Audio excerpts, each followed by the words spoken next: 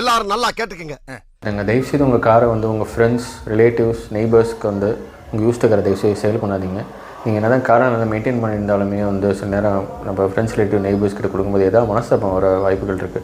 என் friends 2-3 பேர் வந்து ஒருத்தர் ரிலேட்டிவ்கிட்ட கொடுத்துருக்காங்க, ஒருத்தர் வந்து அவங்க ஃப்ரெண்டுகிட்ட கொடுத்துருக்காங்க.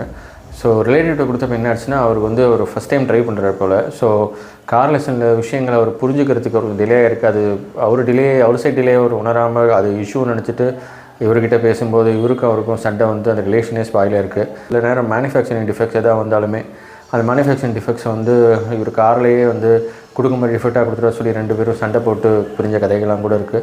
ஸோ எனக்கு தெரிஞ்ச வண்டி நல்லா மெயின்டைன் பண்ணுங்கள். மெயின்டைன் பண்ணிட்டு யாராவது தெரியாத தேர்ட் பார்ட்டி தெரியாதவங்களுக்கு வண்டியை விற்கிறது நல்லது. அப்படி இல்லாட்டி கார்ஸ் 20% பண்ணி அவங்களுக்கு கொடுத்தீங்கன்னா ஒழுங்காக ப்ராப்பராக நேம் ட்ரான்ஸ்ஃபர் பண்ணுறாங்க பார்த்துக்கோங்க.